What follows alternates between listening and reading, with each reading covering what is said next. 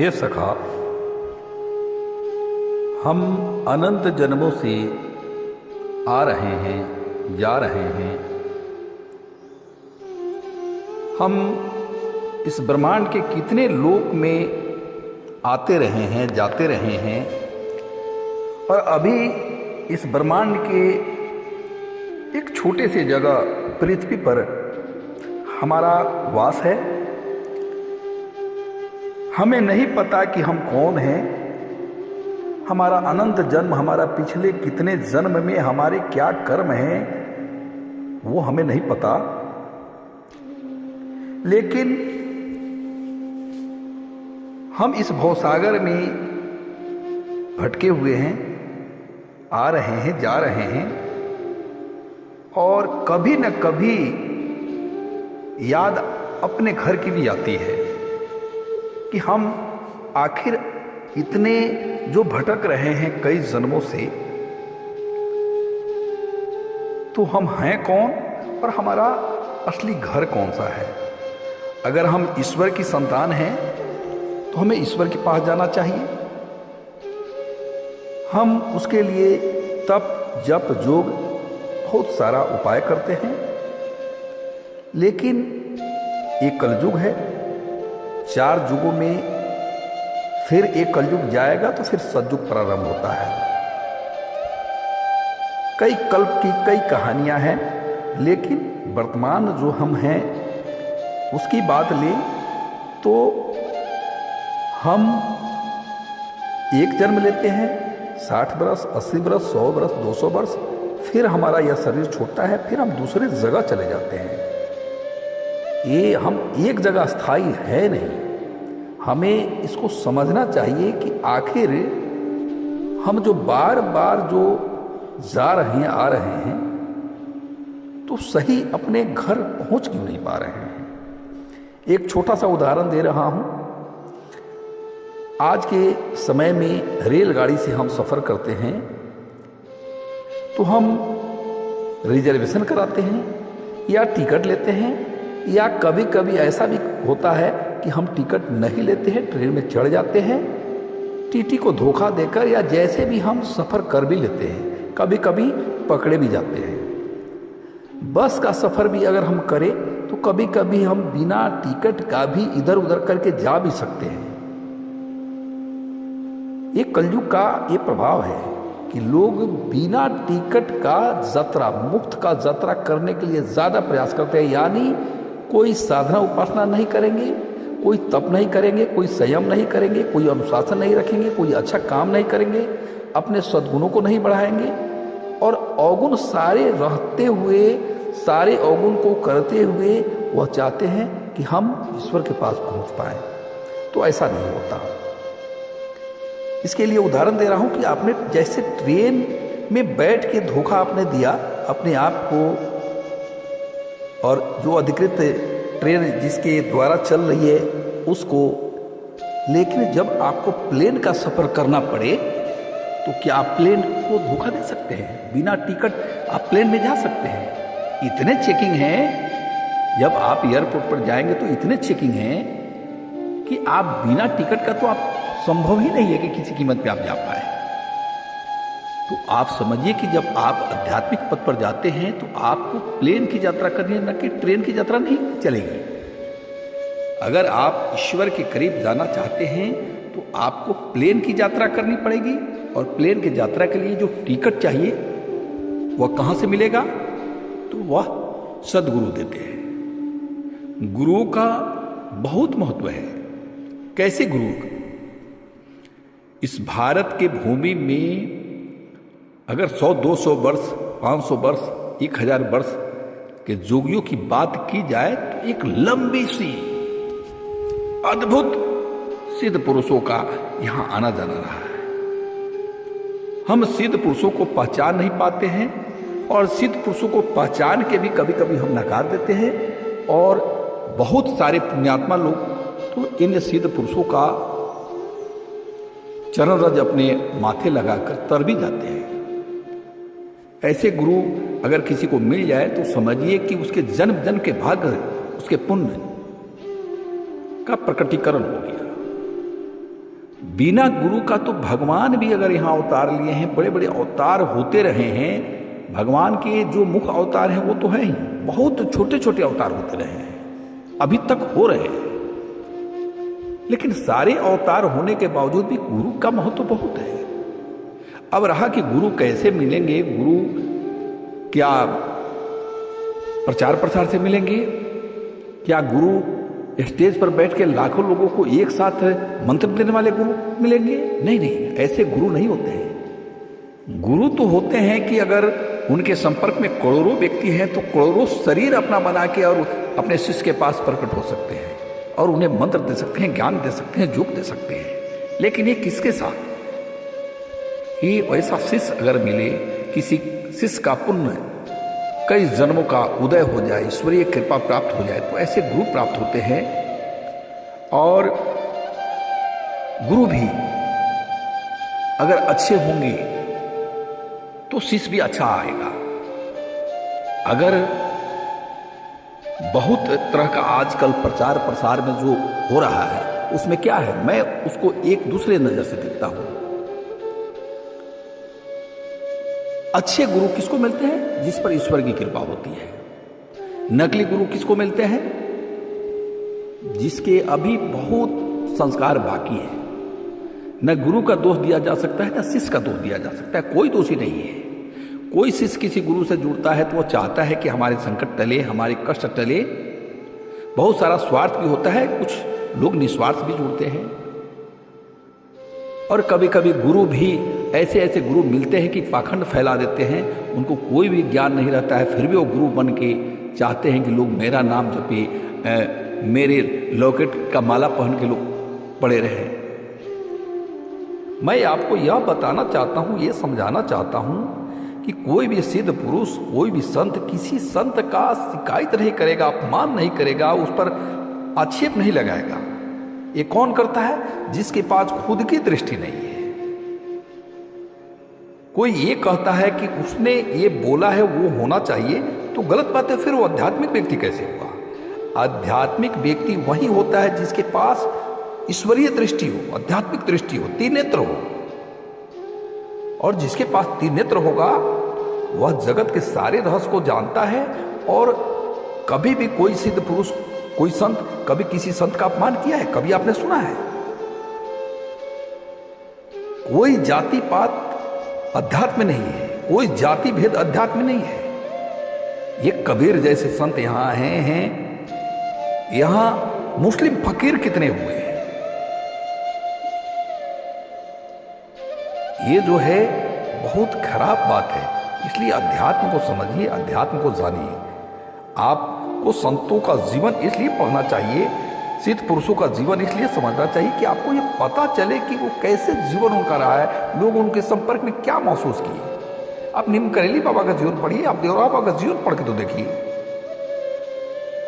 तो आज का युग जो भी है, अच्छे लोग की कमी आज भी नहीं है, लेकिन आज बहुत सारा पाखंड फैल रहा है। क्यों हम आप क्यों बेचैन है, क्यों पागल है? हमें सत्य की तलाश नहीं करना चाहिए। हम मनुष्य आए हैं तो हमें ईश्वर से विवेक मांगनी चाहिए, बुद्धि मांगनी चाहिए, चेतना मांगनी चाहिए। हमारी चेतना डेवलप करेगी, अच्छी होगी तो हम किसी चीज को समझ सकते हैं। हमारी साधना अच्छी होगी तो हम उस चीज को समझ सकते हैं। तो आप समझिए, अध्यात्म को समझिए, ईश्वर को करुण भाव से पुकारिए। अपने ईश्वर को जब पुकारिएगा, आप व्याकुलता से पुकारिएगा तो वो आएगा, सुनेगा, वो आपको किसी अच्छे गुरु के संपर्क में ले जाएगा। गुरु कौन देता है? जब ईश्वर प्रसन्न हो जाता है तो गुरु को भेज देता है। गुरु खुद शिष्य को खोज लेते हैं, शिष्य खुद गुरु के पास पहुंच जाता है। ऐसी बहुत सी सारी बातें हैं। तो अब हम आप अच्छे हैं, अच्छा सोचते हैं, हमारा काम है आपका मार्गदर्शन करना। मैं किसी का अपमान नहीं करता, मैं किसी का शिकायत नहीं करता। मेरा बचपन से स्वभाव है कि किसी में बुराई दोष न देखे, अगर है तो उसके भाग से है, वो उसको भोग रहा है। हमें क्या, हमें रास्ता काट के निकलना है। हमें सत्य की तलाश करनी है, सत्य चाहिए। हमें ईश्वर का सत्य रूप चाहिए, हमें अध्यात्म का सत्य रूप चाहिए, हमें धर्म का सच्चा मार्ग चाहिए, हमें सच्चे गुरु चाहिए। हमें सच्ची साधना चाहिए, हमें सच्चे मंत्र चाहिए। अगर ऐसा हो गया तो हम समझेंगे कि ईश्वर की बहुत बड़ी कृपा हो गई।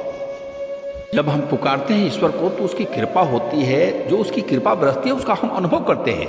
हमें संकट से त्राण मिल जाता है, कोई ना कोई हमारा सहायता कर देता है, हमारे बिगड़े हुए काम बन जाते हैं।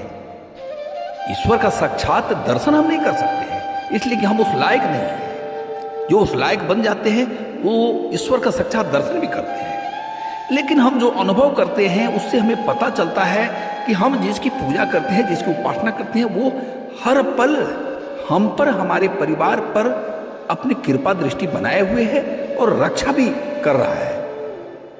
कोई अनिष्ट नहीं हो सकता है हमारे जीवन में। कोई अनिष्ट होगा उससे पहले वो इष्ट ही उस अनिष्ट को दूर कर देंगे, हमें मार्ग देंगे, चेतना देंगे, अनुभव देंगे, किसी भी माध्यम से। ऐसे कृपा करते हैं ईश्वर। लेकिन सनातन धर्म का जो मूल चीज है वह बड़ा विलक्षण है, बड़ा दिव्य है। इसको आप हम कब जानेंगे, कब समझेंगे?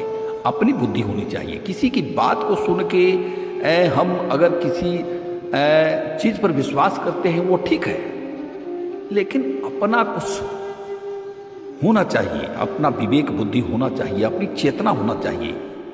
इसीलिए हर व्यक्ति को जो ईश्वर को मानता है वो हमेशा उसे करुण पुकार करना चाहिए कि हे प्रभु, अपना शरण दो, अपनी कृपा बनाओ, हमारी भूल चूक को माफ करो। लेकिन इसके लिए शर्त क्या है कि हमें ड्रामा नहीं करना पड़ेगा, हमें पाखंड नहीं करना पड़ेगा, हमें ऑनेस्ट अपने जीवन में बनना है, हमें अपने घर जाना है, अपने ईश्वर के पास जाना है। हम में व्याकुलता है, छटपटाहट है, तो हमें अपने जीवन को भी समझना है। हम गलत गलत सारे चीजों को बढ़ाते जाएं और गलत मार्ग से अगर चाहें कि हम वैसे ट्रेन में बिना टिकट के बैठ जाएं तो ये गलत बात है। ऐसे व्यक्ति साधक नहीं होते हैं। ऐसे व्यक्ति किसी संत के पास जाकर भी निर्वाह नहीं करते हैं। वो जाके वहां जो है सो वहां का भी माहौल खराब कर देते हैं। बहुत गुरु लोग इसलिए अपमानित हो जाते हैं कि अच्छे शिष्य नहीं मिलते हैं, और बहुत ऐसे शिष्य इसलिए पीड़ित हो जाते हैं, उन्हें अच्छे गुरु नहीं मिलते हैं। तो ये सब भाग्य की बात है। लेकिन सनातन धर्म में अभी तक के 100 वर्षों में बहुत बड़े बड़े संत हुए हैं। आपको मैं इसके बाद जो वीडियो बनाऊंगा, मैं कोशिश करूंगा कि मैं वह दिव्य सिद्ध पुरुषों का जीवन पर वीडियो बनाऊं जिनको आप समझ सके, जान सके।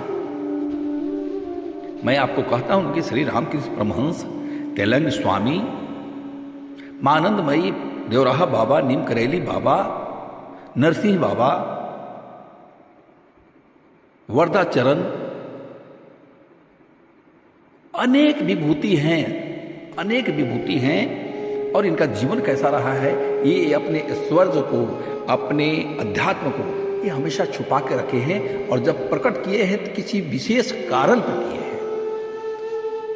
आपने श्री श्यामा चरण लाहिड़ी जी का नाम सुना होगा, आपने बाबा जी का नाम सुना होगा। बहुत लंबी आपको जो है सो इस भारत के भूमि पर अमृत पुत्र आए हैं। आप सोच भी नहीं सकते हैं कि कितना लोगों का कल्याण हुआ है, और आज भी हो सकता है। तो गलत मार्ग में ना जाए, आप अवलोकन करें। अगर सही गुरु होंगे, जैसे आप मान लीजिए या भगवान विष्णु को उपासक हैं, तो वो बैकुंठ लोक में बैठे हुए हैं, लेकिन जब भी भक्त उन्हें पुकारता है तो आपके घर में आके वो मदद करते हैं कि नहीं? आप और कितने लोग इसका अनुभव करते हैं। आप शिव की उपासना करते हैं, वो कैलाश पर रहते हैं, लेकिन जब आप उनको पुकारते हैं, महामृत्युंजय का जप करते हैं, तो आपको तुरंत लाभ मिलता है। इसलिए वो कण कण में व्याप्त है। वो वहां हैं, लेकिन उनका तो इस पूरे ब्रह्मांड में उनका जो है सो प्रभाव है, वो कहाँ नहीं है। हनुमान जी इस पृथ्वी पर सदैव हैं, कहीं एक जगह बैठ के राम नाम जपते होंगे। भगवान राम यहां से चले गए साकेत धाम में, कृष्ण चले गए गोलोक में, लेकिन जब आप यहां उन्हें पुकारते हैं तो आप उनका अनुभव करते हैं, और लोग तो यहां उनका दर्शन करते हैं, उनसे बात करते हैं। क्यों? आपने समझा? आपकी जब पवित्रता हो जाएगी, आपकी जब व्याकुलता हो जाएगी, आपकी जब छटपटाहट हो जाएगी, तो कण कण में रम रहा है। जहां रोइएगा, जहां पुकारिएगा, वहीं प्रकट होगा। तो आप अध्यात्म को समझिए, सनातन धर्म को समझिए। पाखंड से जीवन तबाह हो जाता है। हमारे शिरडी के साईं बाबा, आप समझते हैं कि कितने बड़े संत थे। श्री नृसिंह सरस्वती स्वामी समर्थ से होकर शिरडी साईं बाबा अद्भुत संत हुए हैं। श्री आदि शंकराचार्य अद्भुत। इस भारत को सनातन धर्म का बहुत विखंडन जो हो रहा था, इसमें आदि शंकराचार्य का बहुत बड़ा योगदान है। ये सब अमृत पुत्र है, शिव पुत्र है, शिवांश है। ये दिव्य विभूतियां हैं, बराबर आ रहे हैं, जा रहे हैं। साधक राम प्रसाद, वामा खेपा, ये साधारण लोग थोड़े हैं। तो मैं इसके बाद वीडियो बनाऊंगा आपको संतों के जीवनी पर, और मैं आपको बार बार कहता हूं कि आप जहां रहिए दिल से ईश्वर को पुकारिए। अगर ईश्वर ने कृपा किया तो आपके अच्छे गुरु मिलेंगे। देखा देखी मत कीजिए। ये सोशल मीडिया पर देखकर एक करके बिना मतलब के अपना समय गंवा रहे हैं। अरे आपकी अगर पुकार सच्ची होगी तो आप जहां रहिएगा, मड़ई में रहिएगा, वहां पर आपको ईश्वरीय कृपा प्राप्त होगा। स्थान जाना चाहिए, मंदिर जाना चाहिए, वहां पर विभूतियां बसती है। लेकिन अगर आप जो है उससे कनेक्टेड हैं, तभी आपको उसका लाभ मिलेगा। लाखों लोग जाते हैं, 1 लाख लोग अगर कहीं जाते हैं तो 10,000 की मनोकामना तो वैसे ही पूरी हो जाती है। इसलिए कि कोई सच्चा अगर जाएगा तो कहीं भी जाएगा तो उसकी कृपा प्राप्त करेगा।